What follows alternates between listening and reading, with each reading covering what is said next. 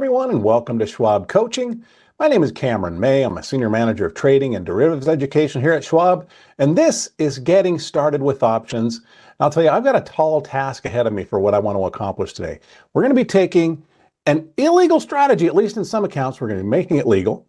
We're going to be taking a strategy that has unlimited risk, and we're going to be putting a theoretical cap on that risk, and we're going to be doing all of this for really just basically a few bucks. Yeah, this is going to be a discussion of a strategy that I sometimes call the covered naked call. Interesting discussion ahead. I think that this is going to be new for a lot of people out there. I think some of our veterans are already familiar with this strategy, but hopefully we'll have something new for just about everybody. Before we can get to any of that discussion, though, let me first of all say hello to everybody who's already chatting in.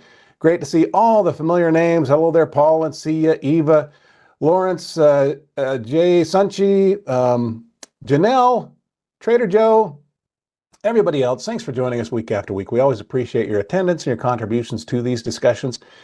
If you are here for the very first time, though, I want to welcome you as well. And if you're watching on the YouTube archive after the live stream is concluded, enjoy the recording. I always say that's a great way to watch these webcasts, but be aware that you're invited to join us in the live stream if you'd like to be here in that audience. This is a Tuesday webcast series, and we kick things off promptly at noon Eastern time.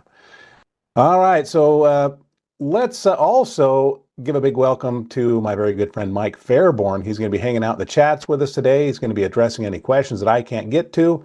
Mike and I have been working together now for nearly 2 decades, so he brings a ton of experience to this discussion. Thanks for having my back there, Mike. Mike and I would also like to issue an invitation to everybody watching or listening to follow your favorite Schwab presenters on social media. You can follow Mike and me on X. Find Mike on X at Mike Fairborn CS. You can follow me on X at Cameron May CS. Now you can also follow me on LinkedIn. Just go to linkedin.com/in, throw on a /Cameron May CS, and that'll take you right to my profile. All right, but let's get into this. Looks like we've had just a bunch more people chat in, so great to see all of you. But let's go, of course, discuss the risks associated with trading and investing. Risk is real. This is important information, so bear it in mind. Equity and index options carry a high level of risk and are not suitable for all investors. Schwab does not recommend the use of technical analysis as a sole means of investment research, and investing involves risks, including the loss of principal. All right, so with that said, let's set the agenda for today's discussion. So I first of all do want to take a quick peek at what's going on with the markets to sort of set the stage for the discussion we're going to be having.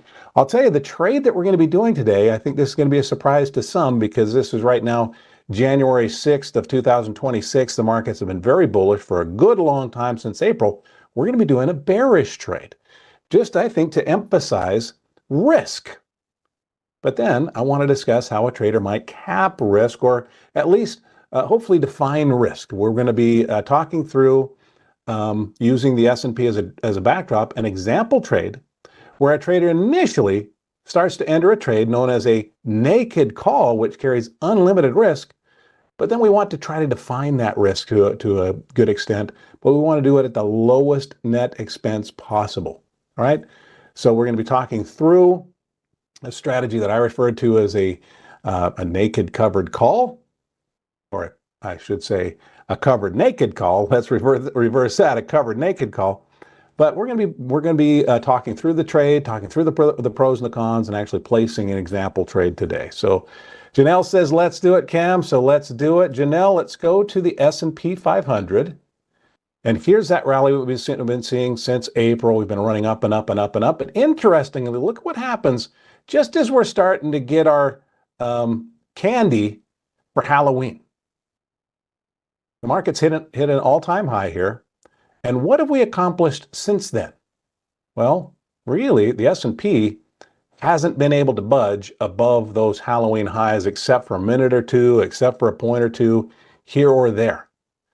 So over the course of the last now over 2 months, the markets have been pretty net stagnant. And we're just sitting today right about where we were the days leading into Halloween. And here we are. We've been through Thanksgiving. We've been through Christmas. We've been through the New Year's.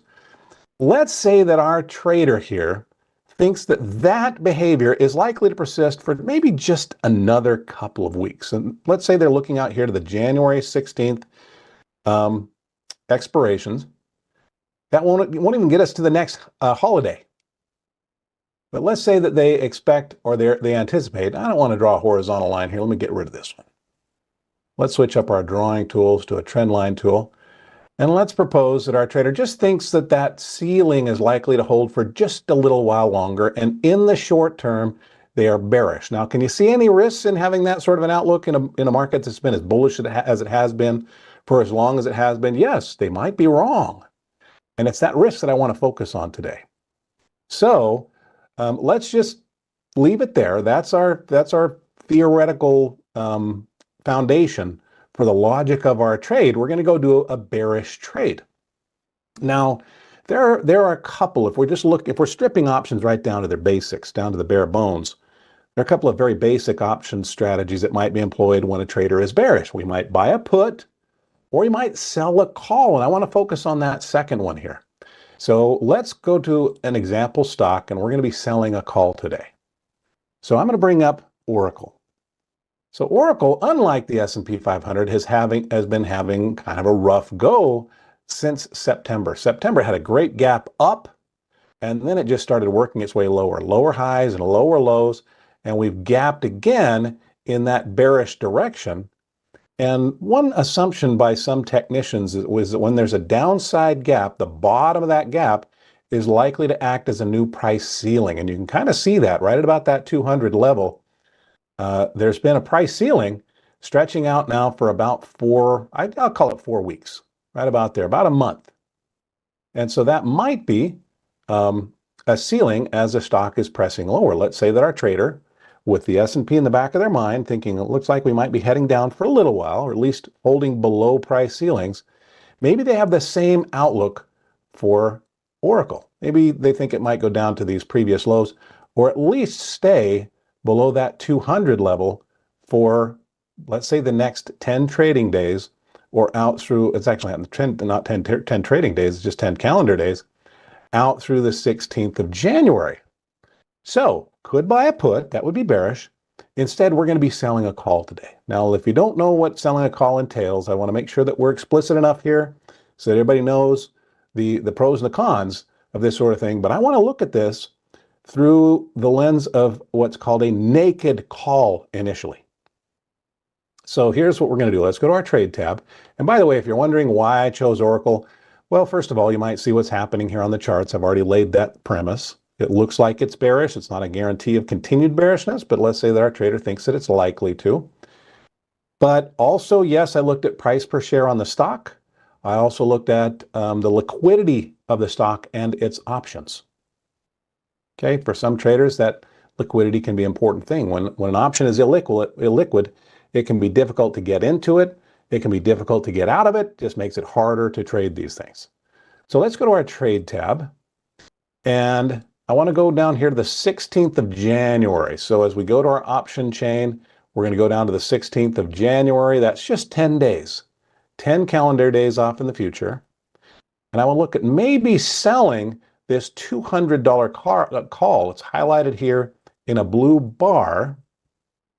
And right now it looks like we might be able to sell that between $2.81 and $2.88. Let's call it $2.85. So here's our initial strategy.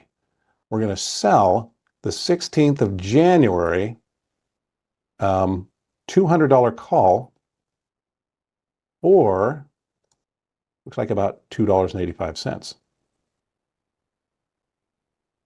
So why might the trader do this? Well, the motivation here is to collect that premium, get that $2.85, and if this call can just expire worthless, or maybe at some point in the future we can just exit at a lower cost, there may be a profit in it.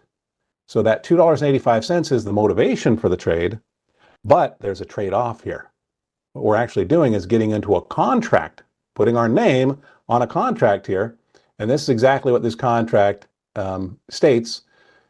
Cameron, in exchange for the $2.85 that you're being paid, you're making a contractual promise that someone else can buy 100 shares of stock from you for $200 per share at any time between now and the 16th of January, or any time in the next 10 days. That's the deal.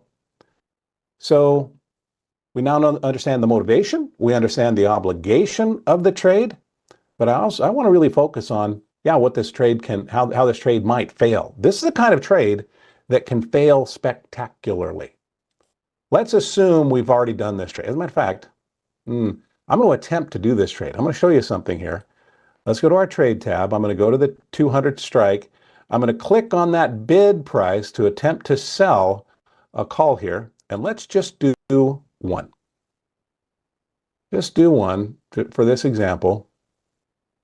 And it looks like the price has come down a little bit. So instead of $2.85, let's say it's $2.80. Let me click the lock here. Say that's our limit price, the least we want to sell this contract for. And I'm going to click confirm and send. If I route this into an IRA, what's it telling me right here? So in our paper money portfolios, we have an example margin account. We also have an example IRA account. This is an illegal trade to do. Can't even do it. I wouldn't accept this trade if I attempted to send it off. That $2.80, that 280 bucks, is not accessible through an IRA as this trade is currently constructed. Why is that? Well, because we're assuming that our stock is going to stay below $200 through January 16th. If that assumption is proven correct, well, then what's very likely to happen is if we were able to do this trade, we collect the $2.80. Someone else has the right to sell shares to us for 200 bucks, but the shares are just not, buy 200 shares from us for 200 bucks. Sometimes I skip ahead one step in my logic. It's not a good thing to do when you're trying to teach a concept. Anyway, we sold the call. We have an obligation. Someone has the right to buy shares from us for 200 bucks. But if those shares aren't worth $200, they have little motivation to do that. So if our assumption about price is correct, if the stock is down below $200, well, most likely this contract just expires worthless at expiration, and we keep the 280 bucks and everything is great. But what if the stock doesn't behave? What if between now and the 16th of January, it starts to go up? What if it goes from $192 where it is right now to $205, $10, $20, $30, 240 bucks, or even higher? Well, according to the terms of this contract, we have the obligation to provide shares for $200 per share. We have to sell those shares for 200 bucks per share entirely at someone else's discretion. The issue is we don't own any shares of Oracle. That's a problem. In an IRA, that's a problem that is so big, it's not allowed. Because if we don't have the shares, but we're required to sell them, and someone demands that those shares be sold, well, we got to go buy those shares to deliver them, and not have like a short stock position. Well, if the shares are up here at 240 bucks, we buy the shares for 240 and sell them for 200. That'd be a $40 per share loss. If the stock went to 260 or 280 or 300, even though it doesn't seem likely that could happen, it's still within the realm of possibility. The real issue here is this position is what we call naked. We've taken on an obligation for which we don't own the shares. So we're essentially caught uncovered, basically. So what this does is it creates an unlimited risk, because the higher the stock goes between now and January 16th, the more we might have to pay to buy those shares in order to sell them for 200. And there is no cap on how high those shares can go. So in an IRA with an unlimited risk exposure, that's not allowed. We have to be able to define the risk in the IRA to make sure that we have the cash already within the IRA to cover that risk, because IRAs have contribution limits. We can't take on a massive loss and then just throw a bunch of money into that IRA to cover that loss. So it's not legal. Here we have this trade with two problems now: unlimited risk, and it's not even legal in some accounts. So how can we potentially address that? Yeah, Eva saying it's unlimited risk. That's why, exactly right. So how can we potentially address both of those issues? Well, the problem again here is that we don't know how much we might have to buy the shares for. We know how much we might have to sell the shares for. Don't know how much we might have to buy. We could possibly buy those shares for.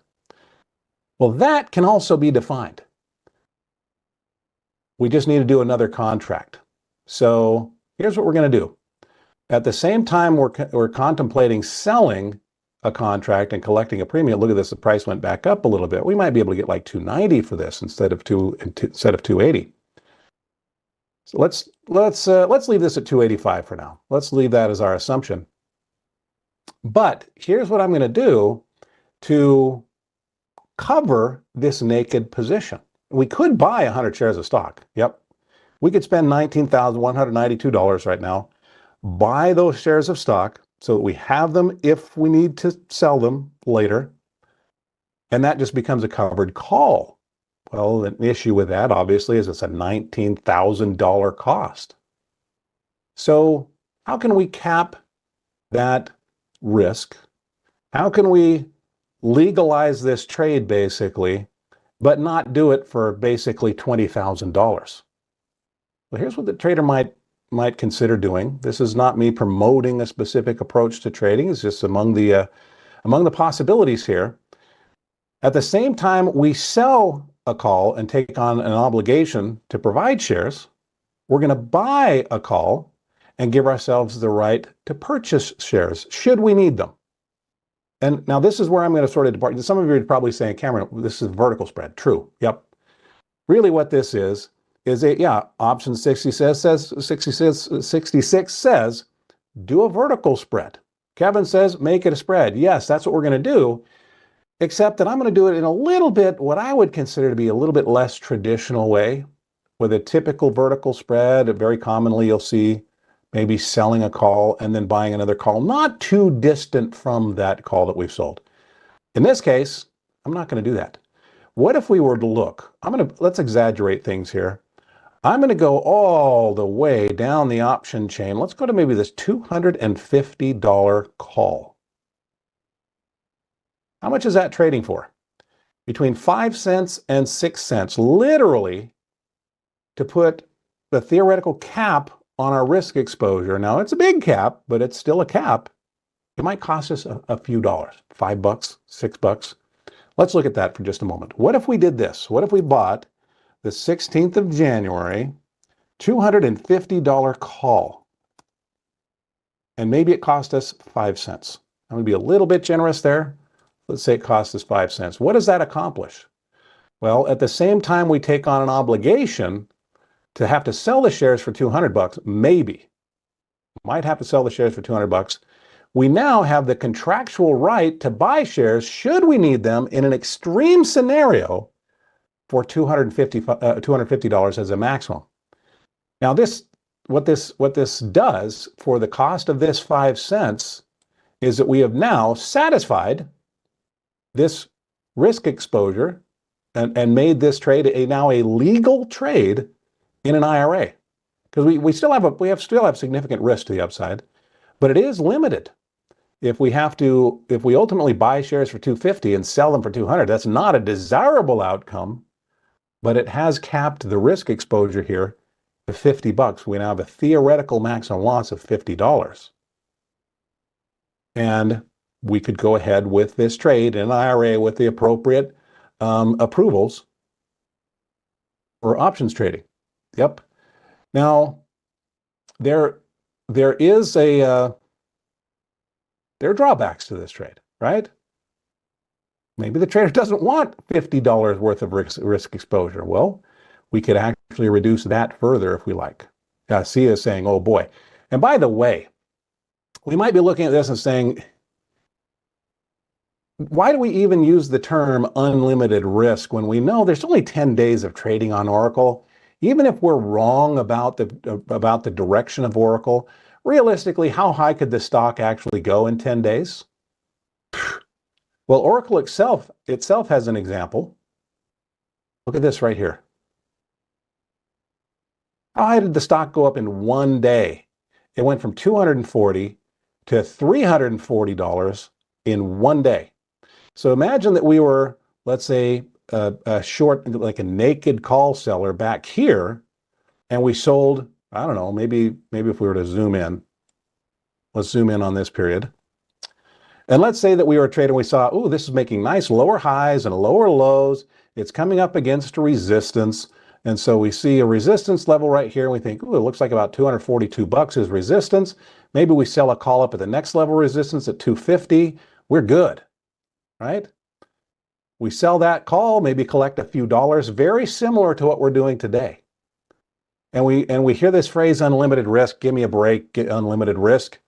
How high can this thing go? And then, do you think there were any naked call sellers on Oracle just before this big gap up? There almost certainly were. I don't know. I haven't gone back to check, right? But very likely there were people in situations very similar to this, and then overnight this happens, bang, and they are caught exposed. They are caught uncovered or naked. Yep. And so what might they have done to cover that, limit that exposure? They might have done something like this. Again, it's not a promotion of this. It's just weighing the pros and the cons. In most scenarios, this turns out to literally be a waste of money. That's actually just has to be accepted by the trader. But if it does serve to limit that upside potential sufficiently enough that it allows the trader to go ahead with the trade in, let's say, an IRA, or even just reduce their margin requirement in their margin account, they might be totally fine with spending that. All right, so that's just a recent historical example on Oracle. So yes, stocks can move sharply in an unanticipated direction. Matter of fact, if we look at a stock like, did you see what happened with SanDisk over the last 3 or 4 days? Look at this. I think you can envision a trader maybe selling calls right up here at this 260 resistance. Maybe when the stock was down here at these 230 levels, and they're thinking, or 235, oh man, I got $25 worth of cushion, even getting up to these highs. And then 3 days later, this $235 stock is a $335 stock. It does happen, right? So, but let's maybe go back and experiment with this trade just a little bit more. Because I did want to illustrate an example. Yeah, Sandeep says that the theoretical maximum risk, how much would be the theoretical maximum risk of this trade, just as we have it currently constructed? Well, we know we might have to pay up to $250 per share. When selling those shares for 200 bucks, that'd be $50 per share. And against that, we collected a net credit of $2.80. 285 collected minus 5 cents spent theoretically. So how much does that leave as risk? 50 bucks of risk exposure, and in exchange we have $2.80 of premium collected. That's $47.20. Yeah, my math is correct. Sandeep, yep, you probably just ran it in on Thinkorswim just to double check. Came up with your number very close to mine, $4,720. Is that a lot of risk? I don't know. It's up to the trader's portfolio size. I'll tell you, even with that risk exposure of $4,720, is it very likely we're going to lose the $4,720? It's almost certainly not going to happen. It could.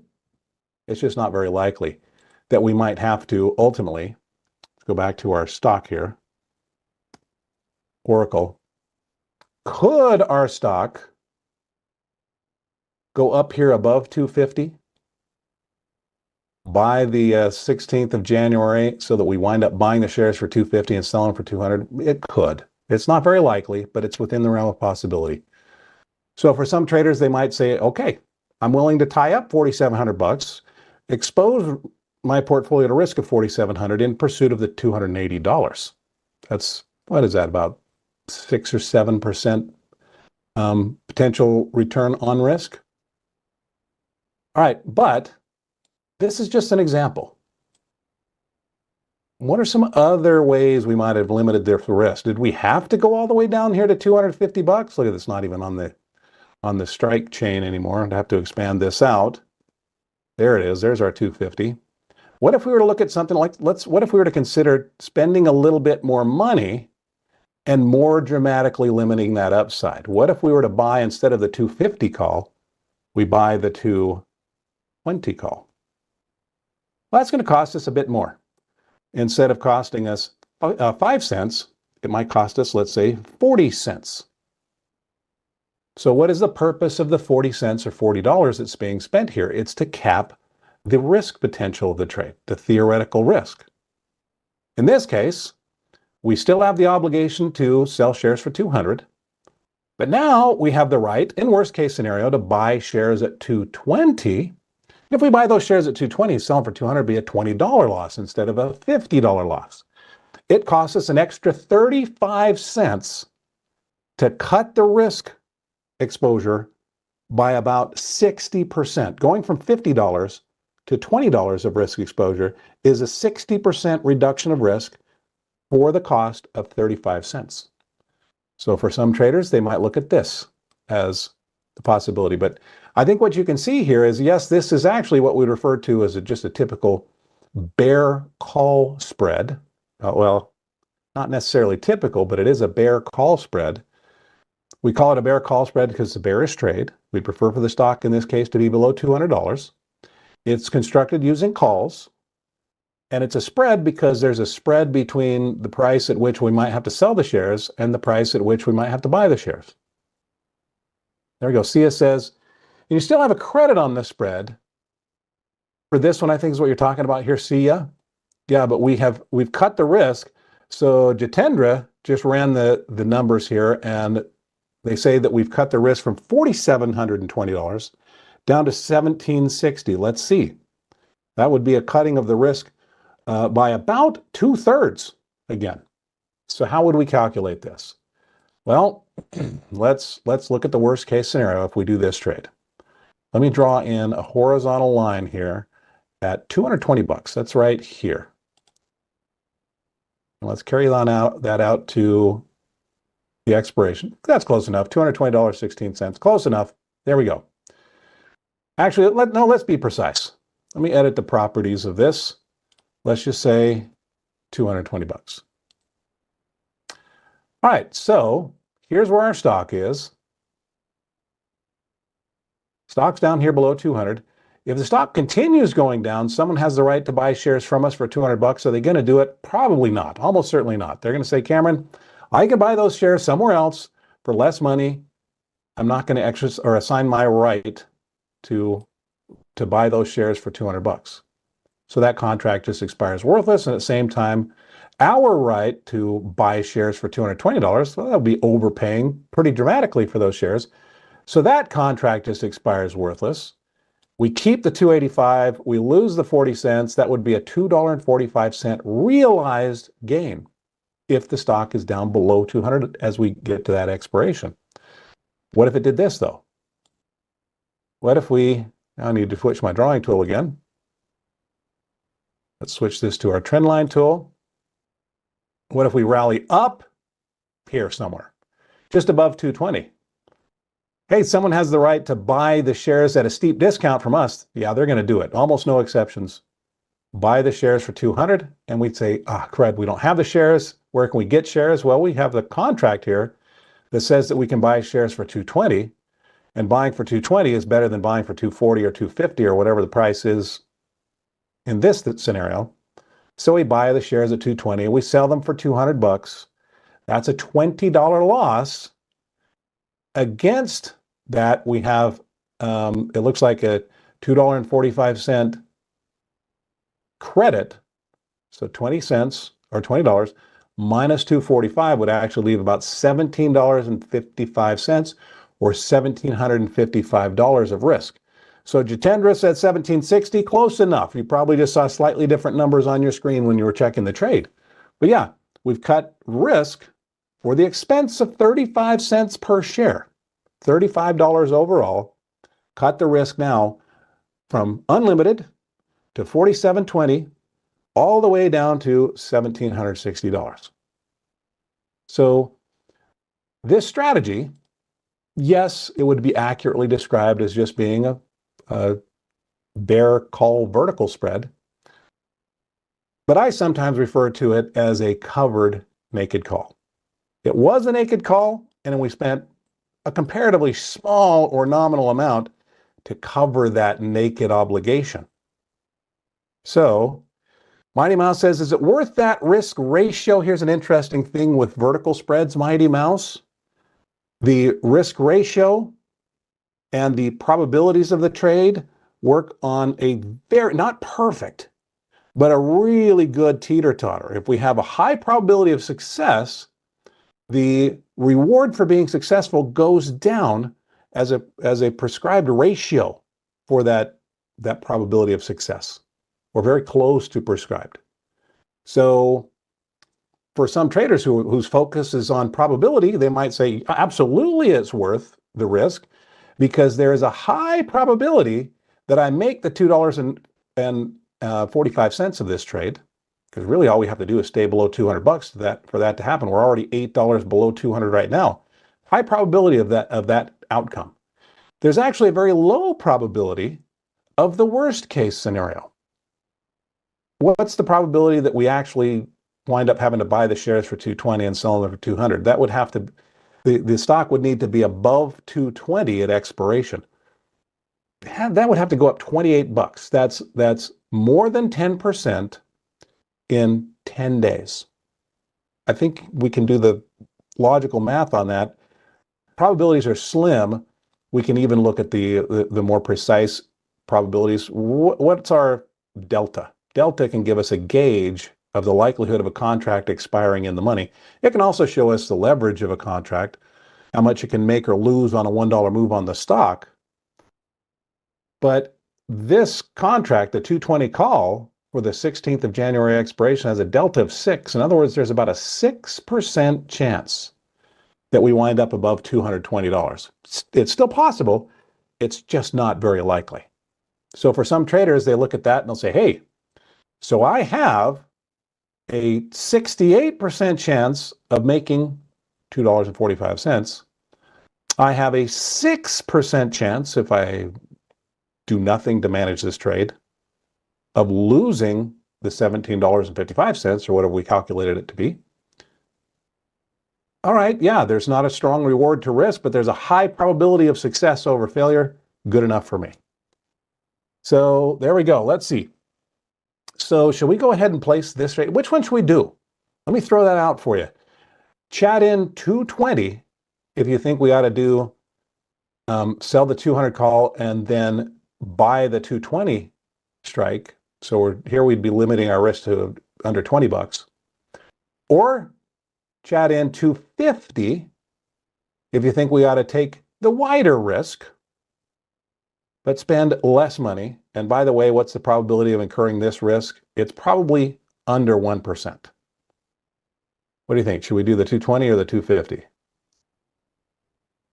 All right, looks like most of you are saying it's worth the extra 35 cents to limit that risk.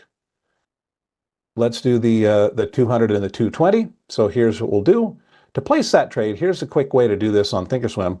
Just remember the control key. So what we'll do is click on the bid price. That creates an order to sell 10 contracts. We'll adjust that in just a moment, but to sell the 200 calls.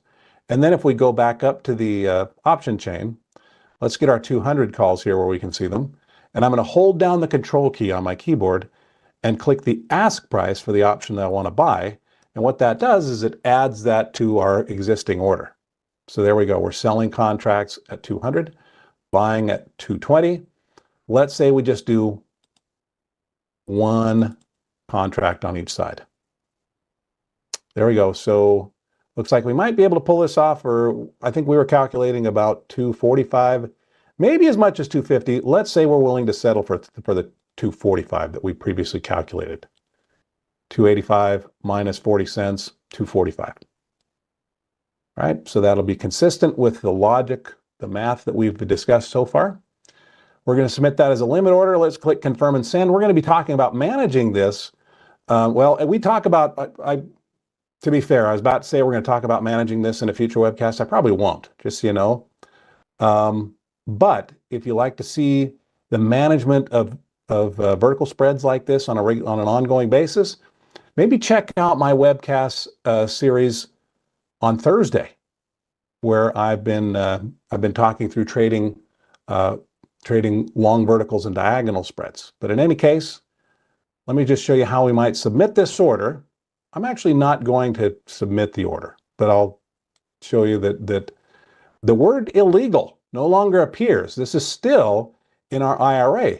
The problem was we had previously undefined risk, unlimited risk exposure. Well, now we have defined risk. We know we might have to sell the shares for 200, but if we need to, worst case scenario, we can buy those shares for 220 according to the terms of this contract. So this gives us our maximum profit of $245 if we're able to sell this for a 245 limit. If we do sell for 245, that would leave us with that loss that we calculated of $1,755. Now, in addition to that, we have to bear in mind that we have commissions to pay here. So that can chip away at that credit a little bit. In any case, this would have us ready to send that order off. I'm not going to do that. This was just to talk through this strategy theoretically, but there we go. There's a discussion with the spending of relatively few dollars. A trader might be able to make an illegal trade legal in some circumstances, might make an unlimited risk limited. So hope that was a good discussion for you. One other thing, we have time. I'm going to hit the pause button on wrapping up things for just a moment because we've sort of talked through how much we can make. We've talked through how much we can lose in a worst case scenario, but there's something else that might happen with this trade. So one thing that we didn't talk about is what if the stock goes up, but it doesn't go above the strike price that we purchased? So we thought it was going to go down, and instead, let's say it goes up and we wind up somewhere like, 210. Well, if somebody has the right to buy shares from us for 200, they're getting a $10 discount. They're going to do it with very rare exceptions. They buy the shares for 200 and we think, oh, that's okay. I have the right to buy shares for 220, except I don't want to because I could just buy them on the open market for 210. So our contract, we actually just allow it to expire worthless. And that would actually leave us for a time, at least, if the $200 short call gets assigned, someone buys shares and we haven't purchased those yet, we could be short shares. And now we're back in the original hot water. When we sell shares short, that's another strategy, stock shares. It's another strategy that has unlimited risk potential. So if that's looking like a potential outcome, maybe the trader considers exiting this trade. As long as the contract hasn't been assigned, think about maybe closing that out if we don't want exposure again to unlimited risk. All right, that's it. Guys, thanks for giving me your time today. It's definitely appreciated. We've talked through, what's happening with the markets. Just a quick, we set the stage for a discussion of this bearish strategy with unlimited risk, and we talked through how we might limit that risk and how it might be done for comparatively few dollars. So hopefully that was an interesting discussion for you. Time for me to let you go, but as I do, quick reminder that you have a huge slate of offerings from Schwab Education. Make sure that you're aware of all of those things. So first of all, if you haven't done this already, if you're new to these webcasts, you haven't subscribed to our Trader Talks channel on YouTube, I would definitely suggest you do that. Just go down below the video, click on the subscribe button. It only takes a second. It doesn't cost anything. But our YouTube channel, called Trader Talks Schwab Coaching Webcasts, is where you can join our live streams. You can go back and watch replays of previously delivered webcasts through what we call the playlist. You can even do keyword searches for topics of specific interest through the archives of our previous webcasts. Now, another thing that Mike and I both would suggest you do is to follow your favorite Schwab presenters on social media. You can find Mike and me on X. So you can follow Mike on X at Mike Fairborn CS. You can follow me on X. Here's my handle, at Cameron May CS. Spell it just like that. But I post on here very frequently, and when you reply to one of my posts, I just try to reply right back to you, and it allows for interaction when the camera's not on, which is fantastic. But you can also follow me on LinkedIn now. Just started on LinkedIn a couple of months ago. I post here on LinkedIn. My posts are typically longer. So if you like more detail, maybe you want to follow me on LinkedIn as well. And if you reply to my posts here, I reply right back to you. Matter of fact, I was just on this morning replying to anything that I hadn't replied to yet. They've all been replied to. As long as somebody doesn't get a wild hair and throw in something I just can't comment on because it's too hot to handle. But there we go, everybody. Follow us there. Go enjoy the rest of our webcasts. We have several still on the docket for the rest of the day. I will look for you in a future webcast of mine. I'm also going to look for you on social media. Mike, thanks for helping out in chat. But guys, whenever I see you again, until that moment arrives, I want to wish you the very best of luck. Happy trading. Bye-bye.